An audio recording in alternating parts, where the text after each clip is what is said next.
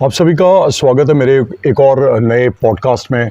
और आज हमारे साथ हैं गुरु राजीव वशिष्ठ जी, जिन्हें आप सब जानते भी हैं, जो विश्व हिंदू परिषद के साथ जुड़े हुए हैं काफ़ी समय से और समाज में निरंतर अपनी सेवाएं देते आ रहे हैं।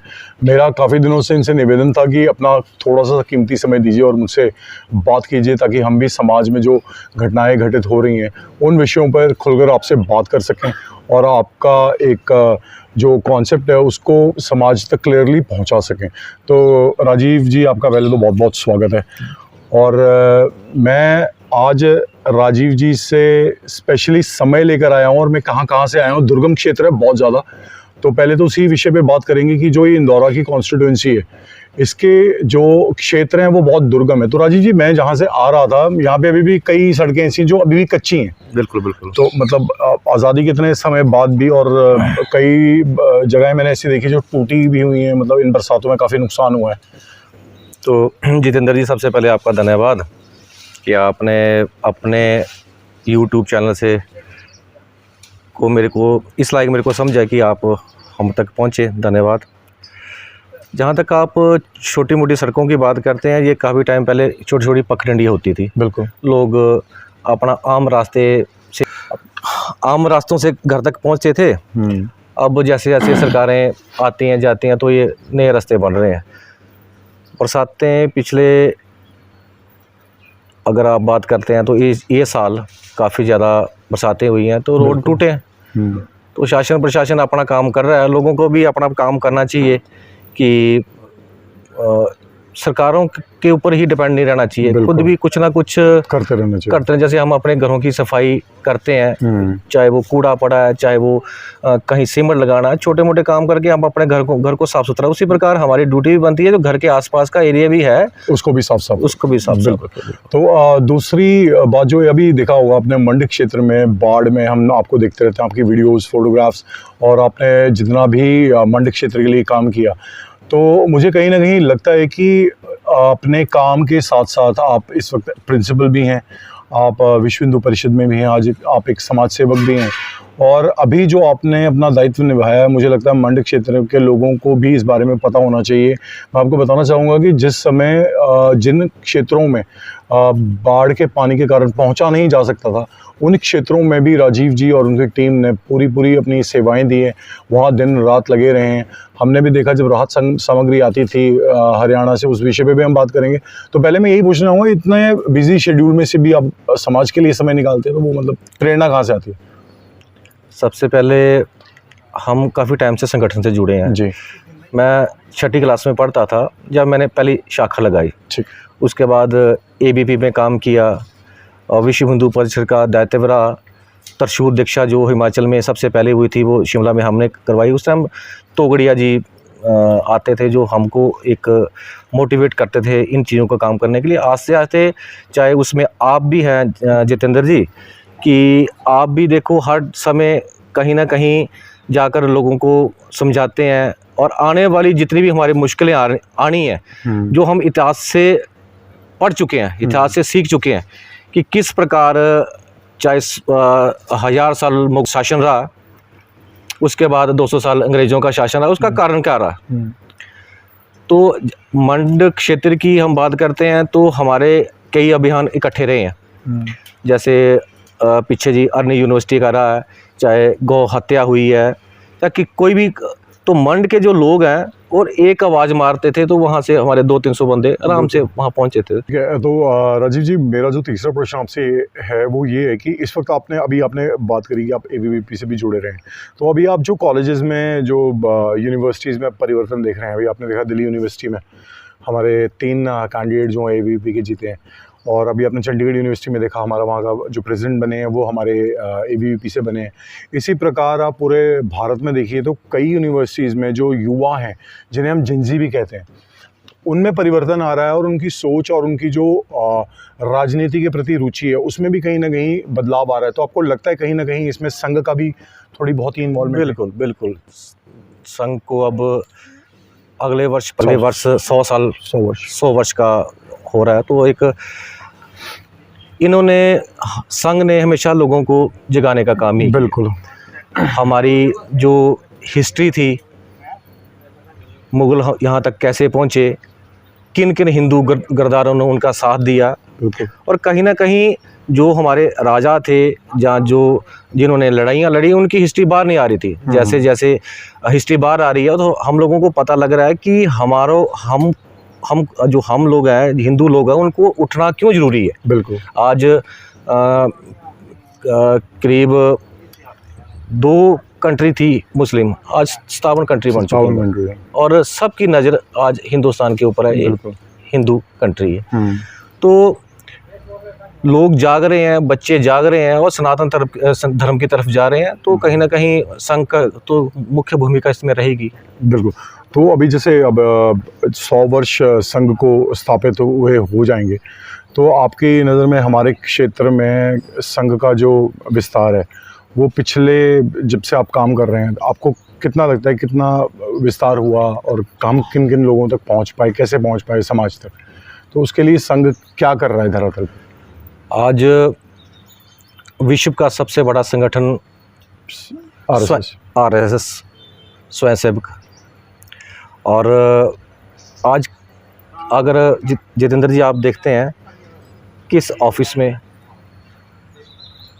किसी कार्यालय में, किसी घर में, कहीं भी चले जाओ आपको संघ का एक ना एक कार्यकर्ता मिलेगा। और उन्होंने अपना खुद का बदलाव तो किया, उसके साथ साथ अपने परिवार का, अपने समाज का बदलाव किया, और उन्होंने बताया कि हम कौन है, बिल्कुल हम कौन है और हमें क्या करना चाहिए देश के प्रति क्या करना चाहिए। तो देखिए दर्शकों, मेरा ये मानना है कि जो संघ के बारे में लोग अपने दिमाग में कुछ ऐसी चीज़ें रखते हैं कि नहीं संघ ऐसा है, संघ वैसा है, मैं आपको स्पष्ट रूप से बताना चाहूँगा, संघ की एक विचारधारा है। अगर आप संघ में आ रहे हैं तो आपको समाज के साथ साथ अपने परिवार में, अपने आसपास बहुत ऐसे परिवर्तन लाने पड़ते हैं जो हर किसी के वश की बात नहीं होती। शाखा लगानी, शाखा में छोटे छोटे बच्चों को तैयार करना, राष्ट्र के प्रति, धर्म के प्रति एक अपना जो प्रेम है उसको आप किस प्रकार प्रकट कर सकते हैं, उसको भी आपने किस प्रकार मुखर होकर समाज तक पहुंचाना है, उस विषय में भी संघ आपको बहुत कुछ सिखाता है। मैं अभी कुछ दिन पहले एक चीज़ देख रहा था राजीव जी, जैसे अभी आपने देखा होगा, अभी हमने बात करी कि भारत जो है उसका जो क्षेत्रफल है वो कम होता जा रहा है, और जैसे 1947 में हुआ, फिर बांग्लादेश बना 1971 में। मुझे लगता है कि उस 1971 में जब बांग्लादेश बना है तो शायद उसे भारत का पार्ट बनाना चाहिए था, परंतु वही है, मुस्लिम तुष्टीकरण के कारण उसको फिर से बांग्लादेश बना दिया गया। अब आपको लगता नहीं कि भारत में भी कहीं ना कहीं ऐसे हालात पैदा हो रहे हैं जहां पर कि एक समुदाय विशेष को खुश करने के लिए कुछ ऐसे कानून भी बनाए जाते हैं? अभी तो चलो उन चीज़ों पर बहुत नियंत्रण है, पर पहले तो बहुत हुआ ये, तो आप इस बारे में क्या कहना चाहेंगे? बिल्कुल जितेंद्र जी, एक ज़्यादा पुरानी बात नहीं है, हमारा भारत देश अखंड भारत है, बिल्कुल ठीक है, उसके 2, 4, 5, 6 टुकड़े हुए और भारत माता उसको सहती रही। कहीं ना कहीं मुस्लिमों की मानसिकता थी, या विशेष का मानसिकता थी कि उन्होंने अपने धर्म का विस्तार किया, और जैसे जैसे वो उनकी संख्या बढ़ती गई और वो अपना जो राष्ट्र है वो अलग से लेते रहे। उसका एग्जाम्पल एक पाकिस्तान भी है और दूसरा बांग्लादेश भी है, ये तो हमारे सामने हुआ है, हमारे बिल्कुल सामने हुआ है। तो हमारे देश इस संघ के कारण ही लोगों में ये जागृति आ रही है कि अब भी समय है, जाग जाओ, और टुकड़े होंगे। और अभी भी आप देखो, चाहे वो J&K है, और भी ऐसे राज्य हैं जहाँ पर लोग इसको अलग, अपने स्टेट को अलग करने की मांग कर रहे हैं, तो हमारे को काफ़ी ज़्यादा मुश्किल। आप इस चीज़ को हिंदुओं की कायरता मानते हैं, हिंदुओं की मानवता मानते हैं? मतलब इनका विस्तार हो रहा है, आप पाकिस्तान से एग्जांपल ले लीजिए, बांग्लादेश से, वहाँ पे हमारे जितने हिंदू भाई थे वो तो अब मेरे हिसाब से 0.1% भी नहीं रहे हैं, 7%, 6% बांग्लादेश में रहे, परंतु भारत में जो हमारी मानवता के कारण जो एक संख्या विस्फोट हुआ है, जनसंख्या विस्फोट हुआ है, आप मानते हैं कहीं ना कहीं कि हिंदू थोड़ा सा अपने आप को मानवतावादी दिखाने के चक्कर में भी कहीं ना कहीं दब रहा है?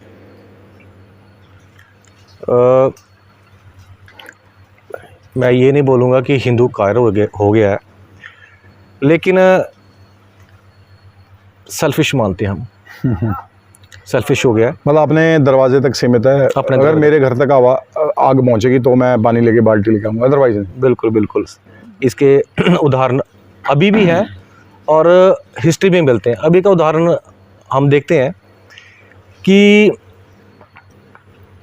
सिर्फ लोग जब कोई डेथ हो जाती है उसी तभी टाइम इकट्ठे होते हैं। मदद करते हैं। उससे पहले नहीं। हाँ, जिस घर में डेथ हुई होती है उस घर को कोई भी टेंशन लेने की जरूरत नहीं पड़ती, चाहे लकड़ी है चाहे राशन है, सब समाज। सब समय इकट्ठा हो जाता है।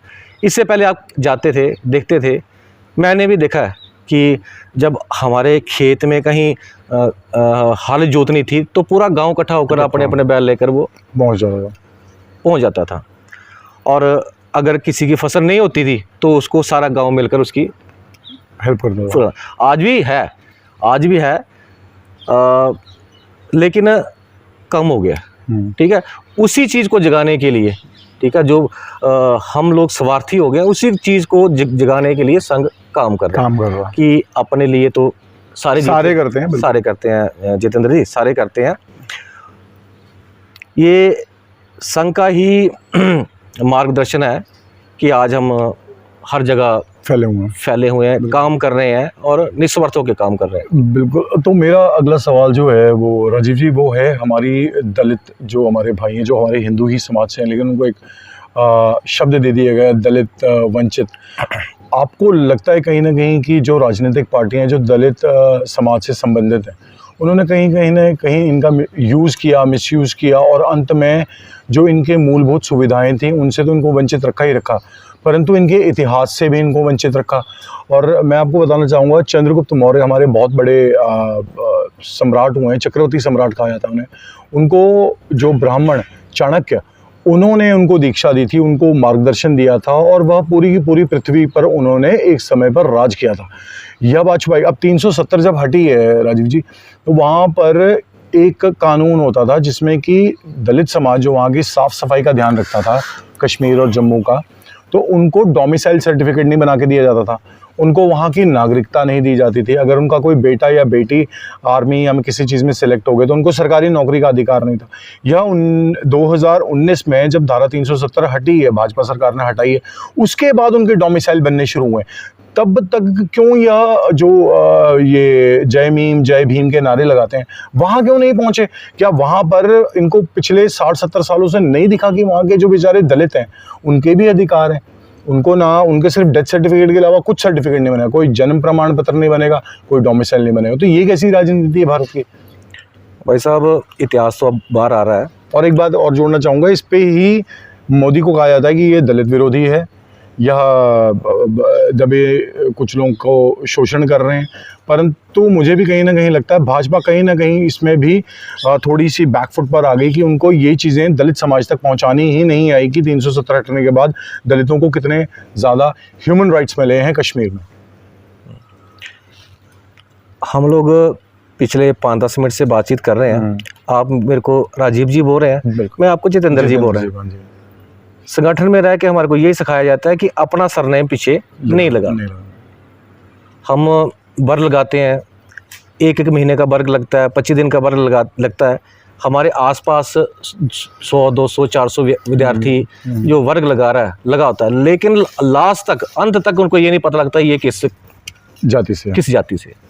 तो एक कलंक है हमारे हिंदुओं के ऊपर, ये जो जाति प्रथा है, धीरे धीरे लगे हैं, ख़त्म हो रही है। हम आसपास भी देख रहे हैं काफ़ी ज़्यादा बदलाव हो रहा है। और हमने जो अभी टॉपिक डिस्कस करा है, इसका मेन जो लक्ष्य है वो ये है कि आप इसको समझें कि दलितों के नाम पर राजनीति करना और समाज में विघटन करना, परंतु जहाँ पर दलितों को आवश्यकता है वहाँ पर सिर्फ और सिर्फ तुष्टीकरण के कारण ना पहुँच पाना।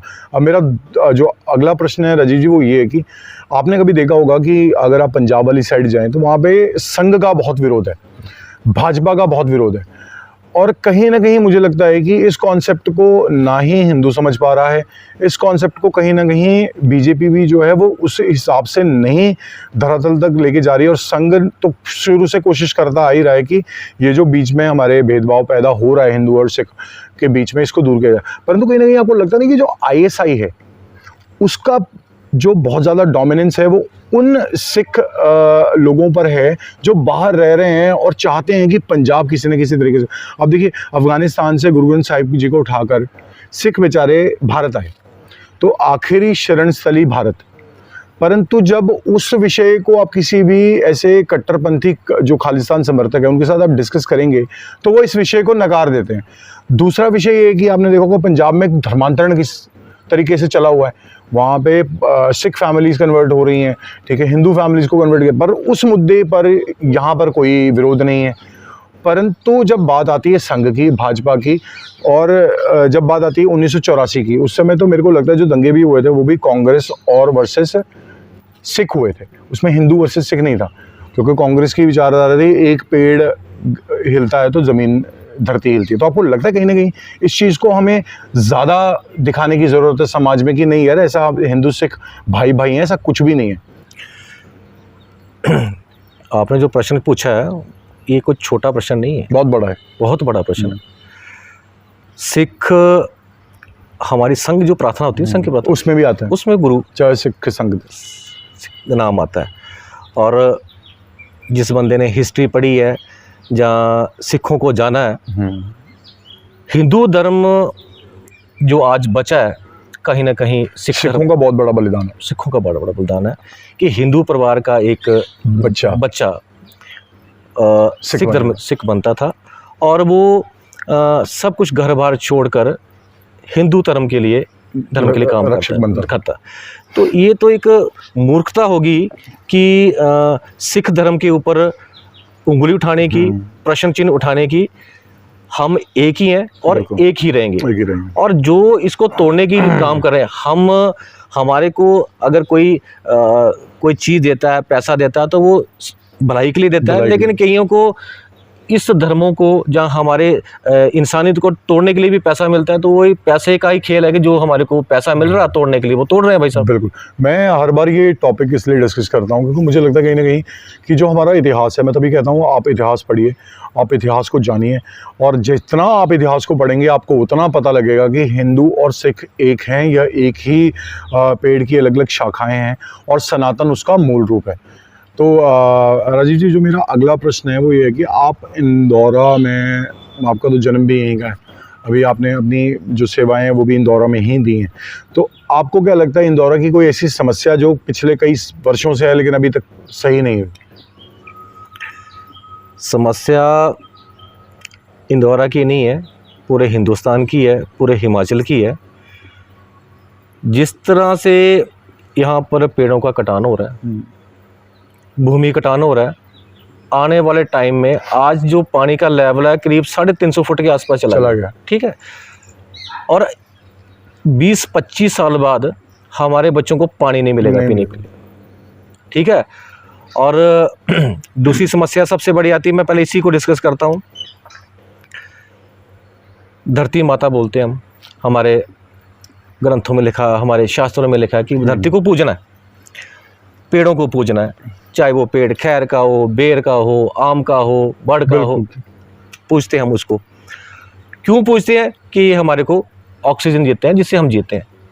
तो आज किसान इतना सेल्फिश हो चुका है कि जो चीज़ हमारे को फ्री में मिल रही है, मुफ्त में मिल रही है, उसकी कीमत नहीं है और उसको हम जड़ों से काट रहे हैं। आने वाले ये जो जितने पेड़ आज देख रहे हैं भाई साहब, हमारे दादा नाना लगाए हुए हैं, क्यों नहीं, हमारे बच्चे जब बड़े होंगे तो इसका फल खाएंगे, मौसम अच्छा रहेगा, इस पेड़ के नीचे बैठेंगे, बिल्कुल, ठीक है। तो हम खुद ही गंवा रहे हैं, परमिशन ले लेके कटवा रहे हैं, सरकार से परमिशन ले रहे हैं, बरगद का पेड़ काटना है, पीपल का पेड़ काटना है, उसके लिए परमिशन ले रहे हैं। परमिशन तो कम पेड़ों की मिलती है, काट ज़्यादा देते हैं, काट ज़्यादा। कहाँ नहीं खबर आ रही भाई साहब आजकल कि यहाँ पेड़ काट गए, ये काट गए। भाई साहब थोड़ा तो जिम्मेवारी बंदे को होनी चाहिए यार, हम क्या कर रहे हैं।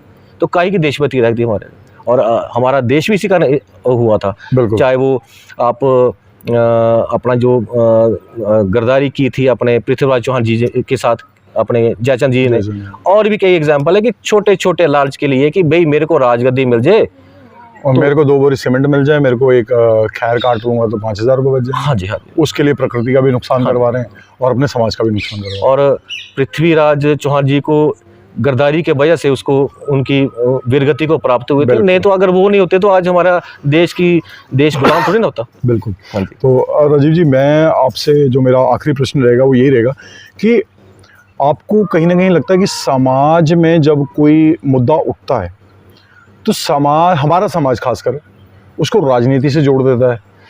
आप अब देखिए, इसी को मैं बहुत बड़े परिप्रेक्ष्य पे लेके जा रहा हूँ कि अगर मोदी जी कुछ काम कर रहे हैं तो हमारे हिंदुओं में से 20 या 25-30% हिंदू ऐसे हैं जो उनका विरोध कर रहे हैं बिना कुछ सोचे समझे, केवल इसलिए कि वह किसी विशेष पार्टी से हैं।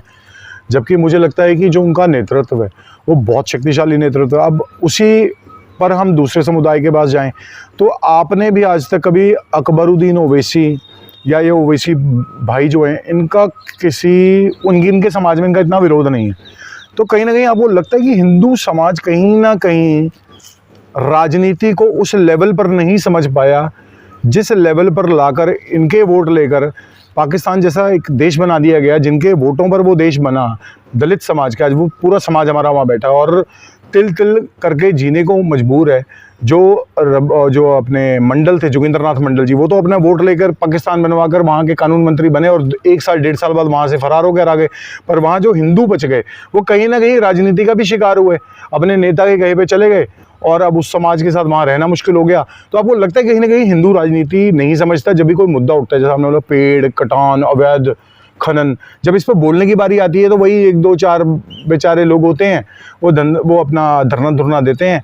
फिर शाम को कोई शराब की बोतल ले रहा है, कोई चिकन ले रहा है, वो अच्छा वो तो वहाँ तो जी यहीं है भाई, या धरने पर उसकी पता नहीं क्या मिलना है ना।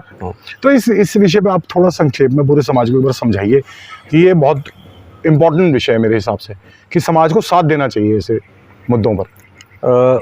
भाई साहब, मोदी जी का व्यक्तित्व आम लोगों को पता नहीं, पता ही नहीं किस प्रकार अल्प आयु में ही उन्होंने अपना घर भर त्यागा, हमारे कांगड़ा में भी रहे, खुद बिस्तरे बिछाने, खुद चटाइयाँ बनानियाँ, कहीं भी जा रहे थे पूर्णकालिक थे, चटाइयाँ बिछाकर कभी किसी के घर में रह रहे हैं, कभी किसी के घर में रह रहे हैं, सिर्फ उन्होंने सनातन धर्म का विस्तार किया। ठीक है, मोदी जी तो जितेंद्र जी बड़े हम छोटे लेवल पे रख के चलते हैं। हमारे लोगों ने, सनातन धर्म के लोगों ने माता सीता को भी नहीं छोड़ा था। नहीं छोड़ा, बिल्कुल सही बोल रहा हूँ। ठीक है,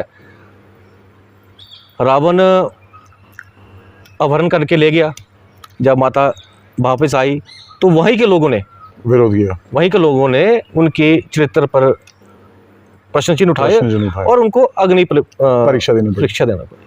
ठीक है, और वनवास में रामचंद्र जी को तो हम ये सारे वनवास में रहे, माता को, सीता को भी वनवास में करना पड़ा। तो हमारे लोग ने उंगलियां उठाते आए हैं। पहले भी जब हमारे राजा जहाँ कई क्षत्रिय लड़ते थे तो आम समाज खड़े होकर पहाड़ियों के ऊपर तमाशा देखते थे कि भाई कौन जीतेगा, सलवार पहननी है युद्ध के बाद या कि कब भी लड़ रहा बंदा कब मरेगा।